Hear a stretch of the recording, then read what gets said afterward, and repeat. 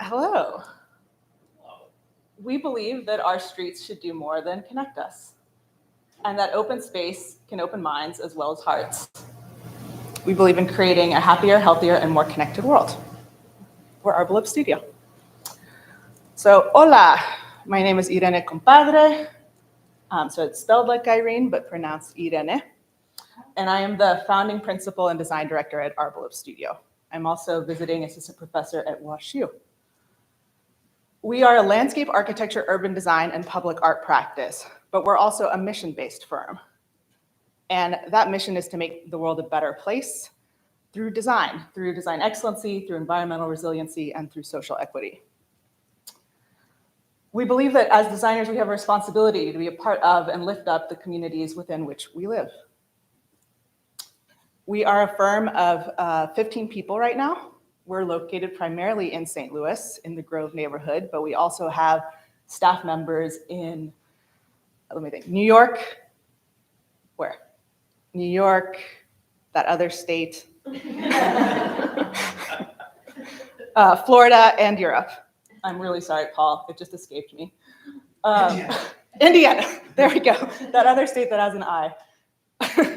So our work, I really wanted to talk about one, maybe two projects, but I thought I would give you a little bit of overview of the scale of work we do. We operate from really small acupunctural landscapes, art projects, all the way through really large master plans and urban scale interventions. But some work you may or may not be familiar with that we worked on. We were the local partner for the East End Transformation, which was the largest capital investment for Washington University since their initial founding. So they transformed the eastern side of their campus, transforming parking lots into park. We've also worked with WashU, with the Kemper Art Museum, for their Art on Campus program. And so we've been the landscape architects to help collaborate with a number of artists in their siting of public artwork, such as this Dan Graham piece that you see here. We were also pretty fortunate to work with Studio Gang on their 100 Above the Park project in the Central West End. We designed the groundscape and the amenity terrace, which is on the 7th floor. And anecdotally, trying to find an ecological precedent for landscapes 7 stories up in the middle of an urban environment is really challenging, but also really interesting and part of the fun things we get to do. Like I said, we are also an art studio, and so we, worked with the Missouri Botanical Garden on their new entrance, the Jack C. Taylor Visitor Center, but we were also independently commissioned to do a series of artworks in the cafe. And so these were panels, specimen panels that were meant to be art and also science and interpretation, trying to visualize for people the really large breadth of research that the garden conducts, in addition to creating a beautiful space that we all love to visit. We also had a little foray into fashion design in working with the Society of Ethnobiology this last spring. We were asked to do their branding and also some of their merchandise. So these are some really cool hoodies that we were able to design. And rewinding a little bit, this was one of our first built landscapes. It was the renovation of Strauss Park. Has anyone been to Grand Center and the Fox Theater? Yeah, awesome. We're super close right now. So our first built project was a renovation of Strauss Park that was funded through a Southwest Airline grant. It was the Heart of the Community Landscapes. So Grand Center was awarded a grant, a pretty limited grant, and we were able to transform this kind of underutilized park into a more vibrant space. Another project, this is across the street from the Arch. I had to include it because it's sort of, it's kind of incredible to be able to design something facing the Arch in St. Louis. But we did a renovation of 100 Broadway, creating a new entrance landscape for their building. Also, this is 100 Broadway, and I showed you 100 Kings Highway. So if anybody knows another 100 project, I'd really like to complete my 100 bingo in St. Louis. This is another project, an aerial view of a project on North Tucker, which is the Doorways headquarters. So Doorways, if you don't know, is a really amazing nonprofit providing services for people suffering from HIV/AIDS. So we were the landscape architect for their new campus. That was really heavily funded by MSD Project Clear credits. So managing stormwater while creating this wonderful landscape for a vulnerable population to enjoy. Some of our work outside of the St. Louis area, this is the renovation of the Carillon Park. Carillon is an incredible instrument. Has anyone heard of it? Yeah, I'm going to say it's a bell tower, but it's not really a bell tower. It's really an instrument. So in Centralia, Illinois, they have a carillon, and they employ one of the very few positions of professional carillonneurs. And so this is a park around that project. But what I really wanted to do is talk about two projects that, to me, kind of exemplify why I wanted to be a landscape architect and why I think landscape architecture is a beautiful design expression, but also a form of activism. So has anyone been to Love Bank Park? Yeah, okay, some, yeah, okay. So Love Bank Park is on Cherokee Street. It's at the corner of Cherokee and Nebraska.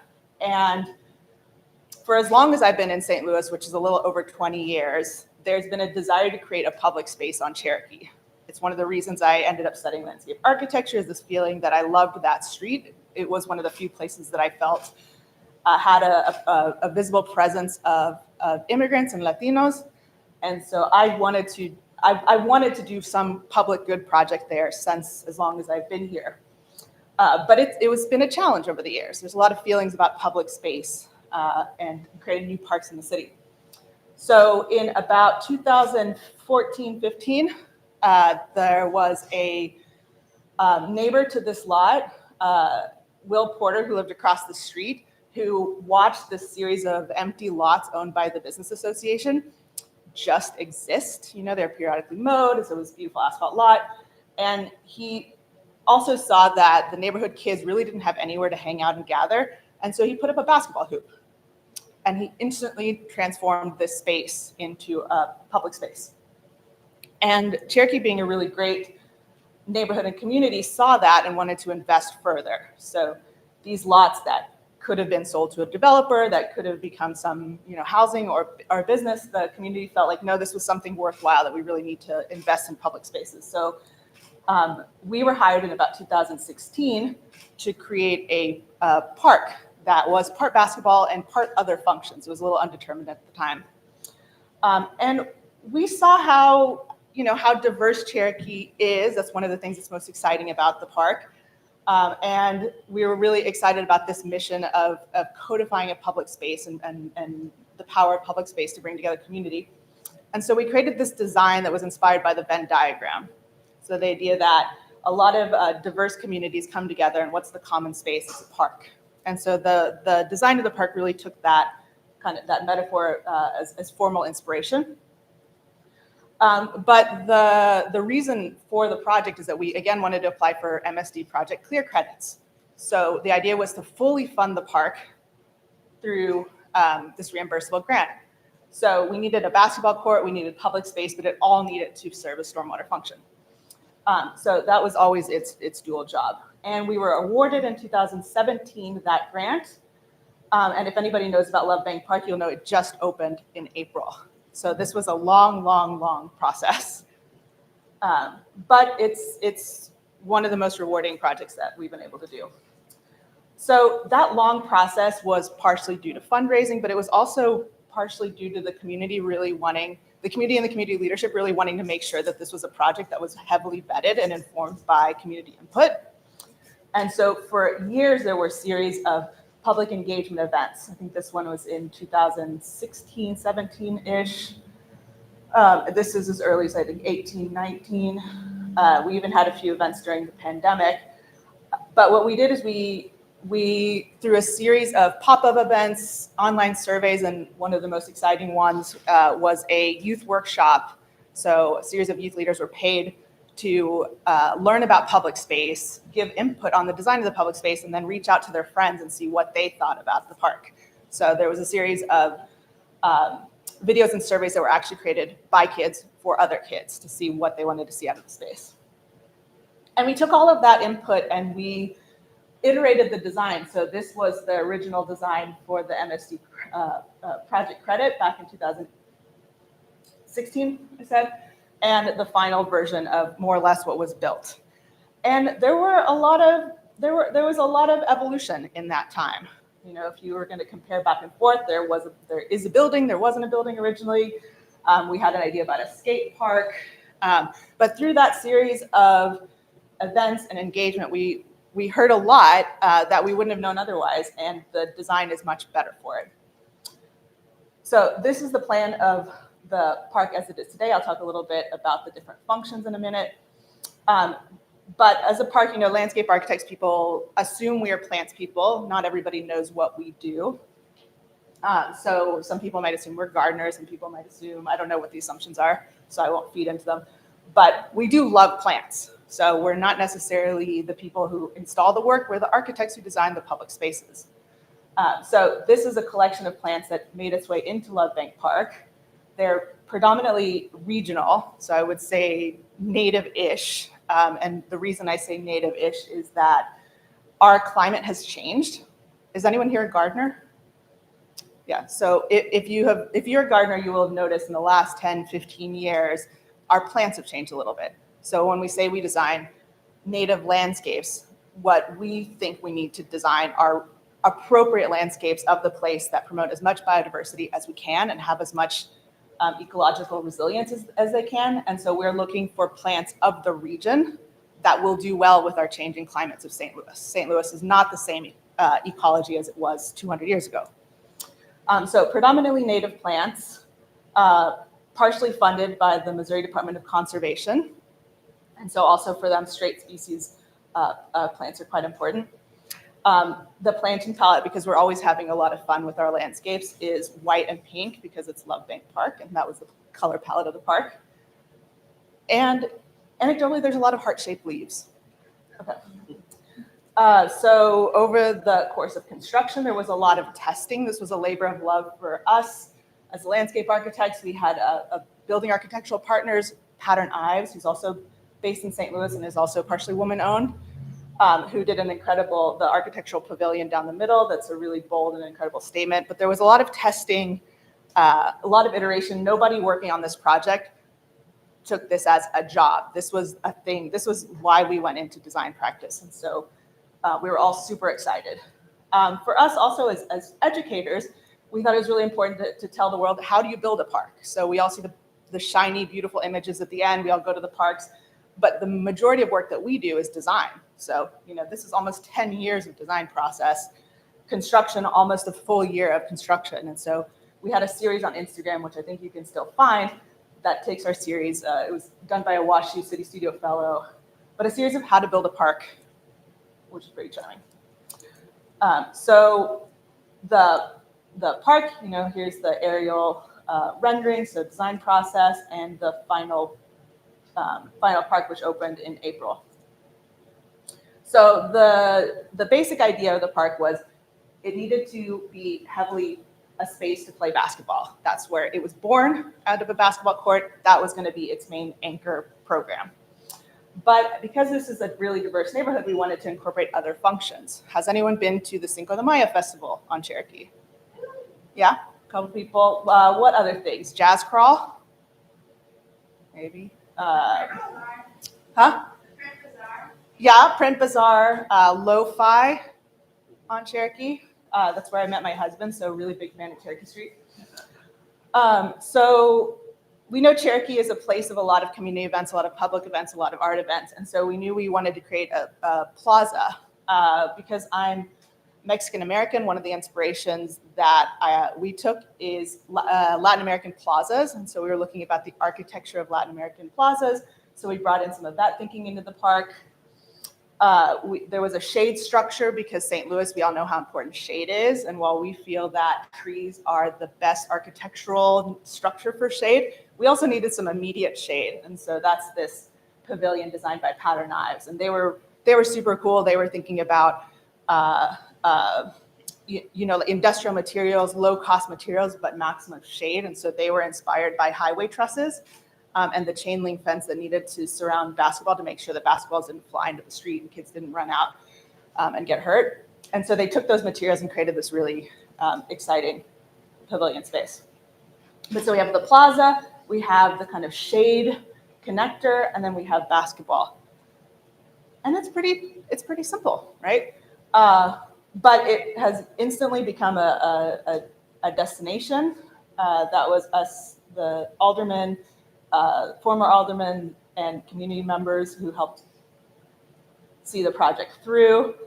The original basketball hoop had this kind of, like scribbled Love Bank Park, so that made its way into the final design. And everything, so it's this cool community space, but again, the story of sustainability and stormwater management permeates through everything. So this is one of the country's very few permeable basketball courts. There's another one that we found the designer of many years ago, and we called and we asked them how they perform, because people were kind of skeptical. This is not what you use permeable asphalt for, but it has worked really well. And here's the park kind of on a nice quiet day. You see that sort of connecting moment. From the original engagement, one of the comments from the neighborhood kids, when we originally had this idea that food trucks would come and park on the basketball court, and this would be an even more centralized place for events. And one of the comments we got from the kids was like, no, that's really annoying to have food trucks on our basketball court. This is where we want to play, and we really don't care about your festivals. And we took that to heart and removed some of those elements. And so the last few times that we've been to the park for Shakespeare, there was a Shakespeare festival. There have been salsa dancing classes. And one of the really exciting things is that you could have Shakespeare playing on one half of the park, and then you could have 3 games on the other side. So all of these functions coexist. And for us, that's the power of public space, is that it's one of the few times that we're forced to be with people that are not like us. And then we're forced to start to empathize with people that aren't like us. And then really quickly, another park. So that was South City. So this is a park in North City. This is another park that was founded well before our involvement. There was a park started by this gentleman, Otis Woodard. It had fallen into disrepair with a lot of the disinvestment that happens. This is in College Hill. And about 2016, 17, there was a report out of the Brown School of Social Work at WashU, looking at College Hill and looking at health disparities. And through that process, there was a determination that College Hill had this much lower life expectancy than almost anywhere in St. Louis County. And the researchers asked the neighbors, what do you think would be the single thing that would make life better? And it could have been anything, could have decided anything. And the thing that came out of that survey was a park. And so from that moment, WashU took an initiative. WashU and a lot of St. Louis leadership and different communities of College Hill, or different organizations of College Hill, all came together and said, all right, if people feel like a park is the thing that's going to make life better, let's see how we can make this happen. And so then we were brought on through Washington University to help see that park happen. And so we, again, worked with this really long series of community engagement events and really large group of organizations. This probably doesn't capture everybody who was involved, but if we were going to have a live slide of all the volunteers, like this page, we could spend hours looking at everybody who really contributed. But it was an incredible team in which we were only the designers, and we listened. We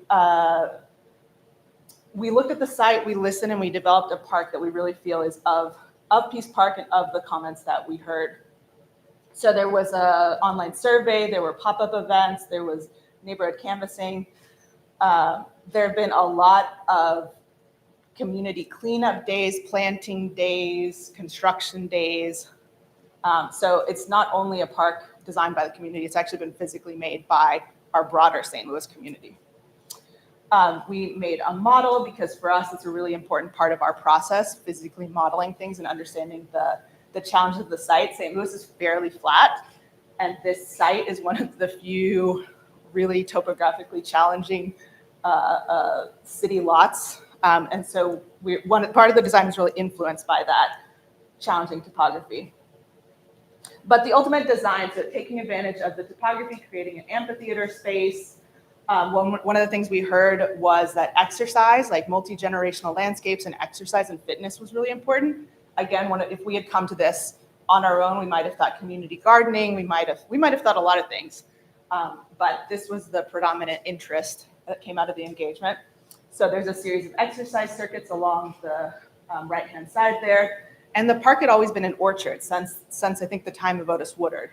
And so we wanted to bring that legacy of orchard and fruiting plants. And so there's an orchard on the left-hand side and a space for pop-up events along the street. So kind of consider it an extended sidewalk plaza for festivals. So these ideas were presented many times. This is a pavilion designed by WashU architecture students, actually designed and built by the students. And then a view of the current, this was the current conditions before construction. This was phase 1 of the park, which is almost fully constructed.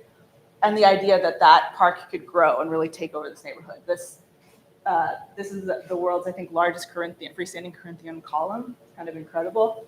And then that's the Bissell Street water tower. And then the future phase of the park, so when we hopefully can fully make this block a public space, as the final vision. And so this park, like I said, is under construction. It's almost completed. The series of in-progress photos and the number of volunteer planting days and volunteer activities has been pretty incredible. As recently as Monday, there was a combination of contractors, volunteers, our staff members who really don't do a lot of planting, but this is one of our opportunities to really get in the ground and build what we believe. And it's almost finished. So 2 takeaways. One is that we design with the community, with our broader community. We don't design for them. And the second is that we really believe in following through. We don't want to create another master plan that's never built. We don't want to create another hypothetical idea that never pans out. We believe in St. Louis, and we want to follow through in making it a better place. And that's all.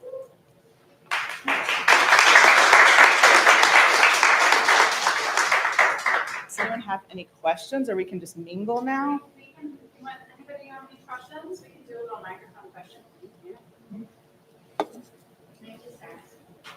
Yeah, go ahead. How did you feel about collecting responses and feedback from the community on the multi-generational scale? We did a lot of different things. So it was a multi-pronged approach, depending on the project. Peace Park had a website, and so there were flyers. There were flyers that were handed out, door to door. There were pop-up events, several pop-up events at the park where we had food, music, cleanup days, and so there were in-person surveys that were filled out. What else? Love Bank Park had a different kind of set of activities. There was the youth leader program, and that's where I said kids designed a survey and asked their friends what they wanted, but we also had pop-up events. With both projects, actually, we spray painted the layout of the park, and so people could physically walk it and tell us what they thought, how they felt about the scale of spaces. So we're constantly experimenting with better ways to get feedback. Sometimes it's in person because that brings that brings some people who are able to go to an event that have the time to do that. Other times it's going door to door, meeting people where they are. Other times it's online because a lot of people have access to cell phones and surveys that are not just by computer but by phone. So we're still experimenting, but the idea is that we think designs get better the more feedback they get. What does St. Louis have to do so that the big, interesting projects stay with the local firms like yours as opposed to going to Van Valkenburg or out-of-town firms? What has to happen? What education has to happen? that's a good question. If I fully solved it, we would. Yeah. I think we're on the way. St. Louis, people are starting to understand how amazing it is to live here and practice here. And so that's part of it, is we have firms that are attracting talent. We have firms that are retaining talent that come here, either Right. homegrown or, from other places that come and make St. Louis their home. So I think that's part of it. Have the intellectual capacity and bandwidth and excitement to want to be great designers. And then we need our organizations to want to invest locally. And they do a decent job. For example, WashU, when they hire out of town architects or landscape architects, they always partner with a local firm. And, to some degree, the good that I see in this is that we get an influx of ideas that are not necessarily of here. We bring a kind of a caliber. There were a lot of challenges with contractors, amazing contractors, who would look at drawings and say, we don't do that here. Right. But we had the kind of power to persuade them to do it a better way. And so that actually had a lot of knowledge and capacity building, like the fact that we had out of town architects and landscape architects. Mhm. We were able to train our local community, our local client, and our local contractor on new ways of doing something, because there's sort of a cross-pollination. But I think convincing or just showing our community that there is a lot of design talent in St. Louis. Can I do a follow-up? Mhm. You guys were the project or local project architects with BCJ on the Frank Lloyd Wright extension at the house. Yeah, true. I'm on the board. We talked a lot about failure to launch on that project and why it didn't go forward. And when I came onto the board, I learned about it and I was like, this is crazy. Why didn't we do this? And we're working with BCJ. Come on, let's go. Yeah, they did an incredible design. So, but I haven't seen you guys at any Frank Lloyd Wright events. So can we get you back involved so that those kinds because there's a lot that's going to be going on with places like that. I'd love to see you guys get that work. We would love to. We have a proposal out there for some work that. Okay, That's, with Anna? Through yes. Anna? Okay. Yeah, through Anna. So I think that's one of the projects that there was so much love and attention that was put into a vision, and I hope we get to build some of it. All right, cool, good. Love that. Congratulations, your work looks incredibly satisfying. No. Not only do you love doing it, then you get to see the impact that you've made, and you're truly making the world a better place, like you said at the start, which has got to be an incredible feeling. Mhm. I was thinking that St. Louis has so much raw, untapped space or, declined areas. Mhm. There's so much architecture that no one has taken on to love. There are all these places all around the city, compared to other cities where they've already bought everything up and everything's been redone already. There's so much to work with here. I was wondering if there's a little pocket of town that you're kind of itching to get your hands on, like a spot that you thought, oh man, if I could only get in there, I would really love to transform. I mean, so many. Yeah.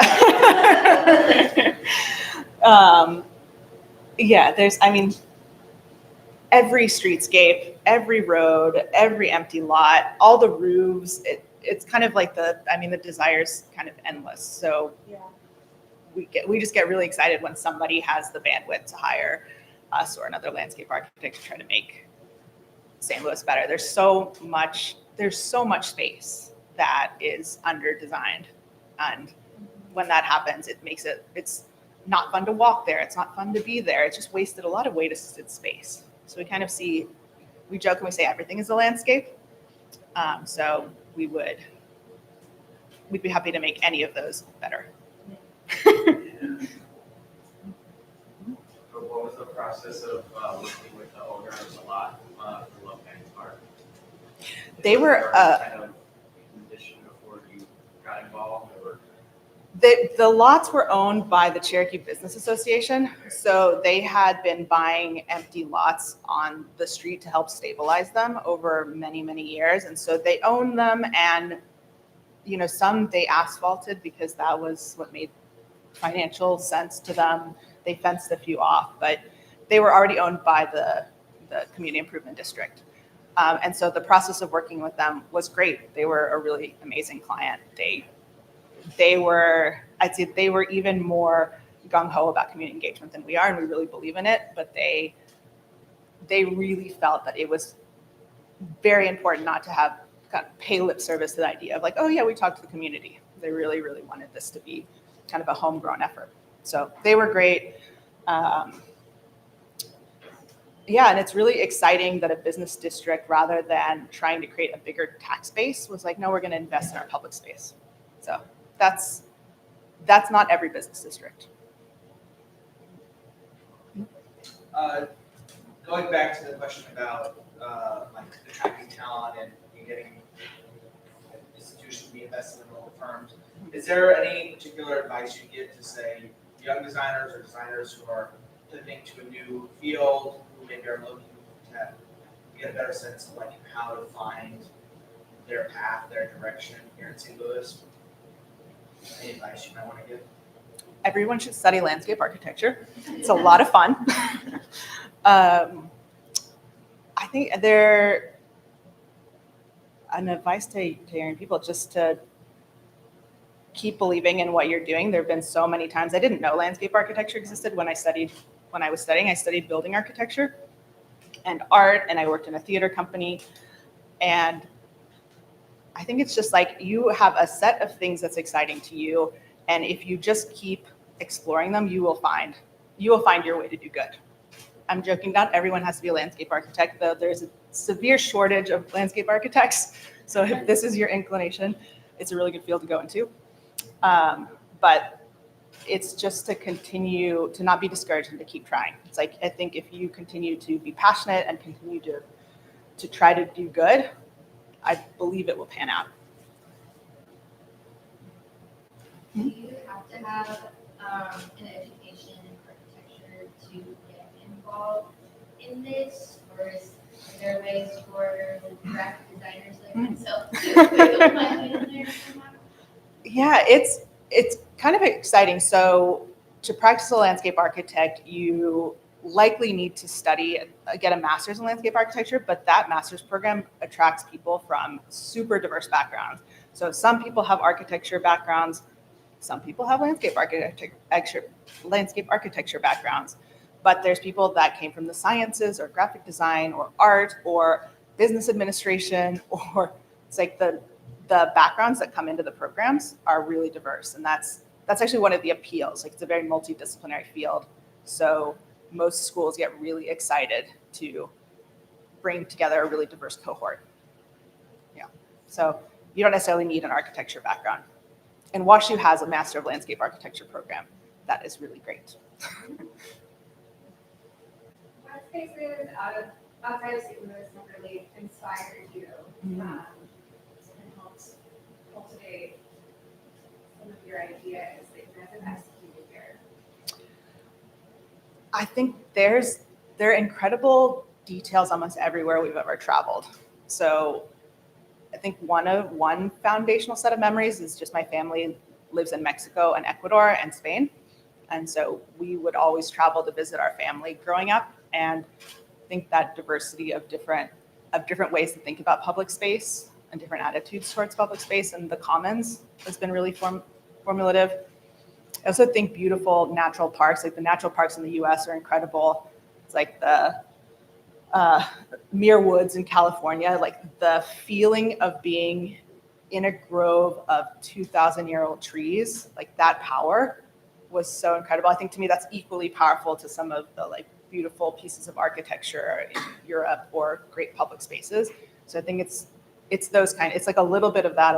It's a little bit of all the places that I've traveled, and knowing that there's something better. That there's something about going to a place that has been really thoughtfully designed by humans or non-humans, and knowing that there's a power and wanting to find a way for to tap into that, to create spaces that maybe are somehow equally powerful to that.